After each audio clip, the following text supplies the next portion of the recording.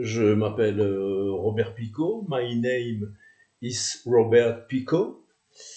Et j'ai enregistré des disques dans les années 60, les 45 tours. Et depuis une trentaine d'années, j'écris des bouquins. Donc j'en suis à mon 19e livre. Et là, je vais présenter l'un des derniers, qui s'appelle 8 secondes à Manhattan. J'aime beaucoup, évidemment, New York, San Francisco, et je vis une partie de l'année en Louisiane chez ma fille, et j'y passe, oui, 3-4 mois par an, à peu près. Alors j'ai écrit cette histoire, 8 secondes à Manhattan. C'est une histoire qui dure 8 secondes, pas plus, et en 115, 120 pages, je raconte la chute d'un type qui monte en haut du RCA Building.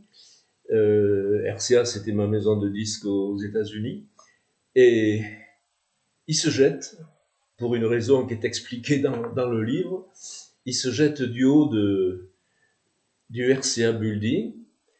Et il descend, et vous connaissez l'expression, ben jusqu'ici ça va, jusqu'ici ça va, jusqu'ici ça va. Et il descend évidemment à la vitesse,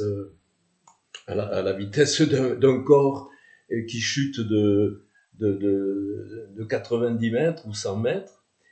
Et au fil des étages, il se raconte, parce que c'est le narrateur qui raconte l'histoire, c'est pas l'auteur, c'est pas moi, c'est le narrateur.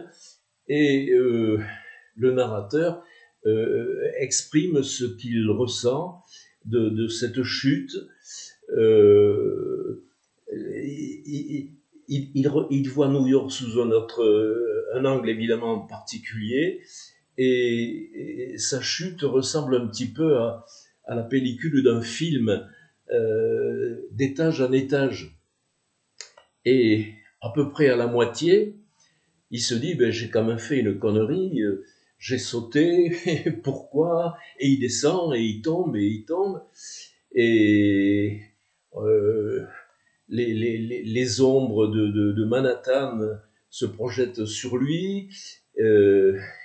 Il exprime tout ce qu'il ressent, physiquement, moralement, mais il ne raconte pas sa vie, parce que s'il racontait sa vie, ça serait quand même pas intéressant. Donc il raconte ces 8 secondes, je me répète, et à moitié parcours, si j'ose dire, à peu près au 40 ou 50e étage, il se dit, bon, mais j'ai fait une bêtise, mais et finalement, il ne croit pas en Dieu, mais là, tout d'un coup, il y croit. Il se dit, ben, Dieu a fait des choses extraordinaires. Les éditions Jean-Marc Savary, Le Soleil, Marilyn Monroe.